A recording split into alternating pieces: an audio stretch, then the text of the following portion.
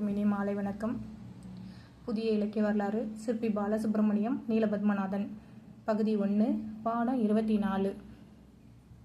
அந்த பாடத்தில் 2 வீடியோ போட்டிருக்கோம். அந்த 2 வீடியோவிலேருந்து வினாக்கள் ஒரு 10 வினாக்கள் கேட்டிருக்கேன். அந்த 10 வினாக்களுக்கு உங்களுக்கு விடை தெரிஞ்சால் அந்த விடையை நீங்கள் என்ன பண்ணுறீங்க அப்படின்னா டைப் பண்ணுங்கள். அடுத்த வீடியோவில் நம்ம விடையை என்ன பண்ணுறோம்னா ஷேர் பண்ணலாம். இப்போ முதல் வினா, சங்க பாடல்கள் டேஷ் இலக்கிய வகையை சார்ந்தவை. 2வது வினா, சுட்டி ஒருவரது இயற்பெயர் கூறாது உலக பொதுவாக வருவது டேஷ். தொல்காப்பியர் கூறும் யாப்பு வகைகள். உரைனா என்ன, இது நீங்கள் பொருத்தணும். உரைனா என்ன, பிசினா என்ன, முதுமொழினா என்ன.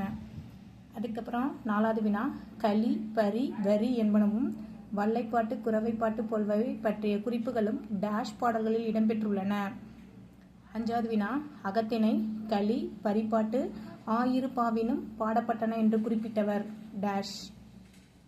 6வது வினா, களி பரி வரி இந்த 3 பாடல்களில் தொல்காப்பியர் எந்த பாடலுக்கு இலக்கணம் கூறவில்லை. 7வது வினா, வல்லை அகவுவும் வாதோழி வல்லை அகவுவும் வா என்று பாடலடிகள் இடம்பெறும் நூல் டேஷ். 8வது வினா, இதுபா என்னும் இயல்நெறி பொதுவாய் நிற்றிருக்கு முறித்தே என்பது எந்த பாடலின் இலக்கணம்.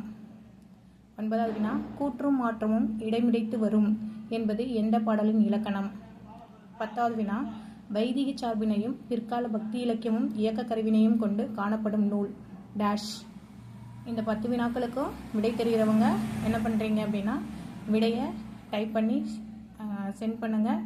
அடுத்த வீடியோவில் நம்ம என்ன பண்ணோம்னா விடை தெரிஞ்சுப்போம். நன்றி.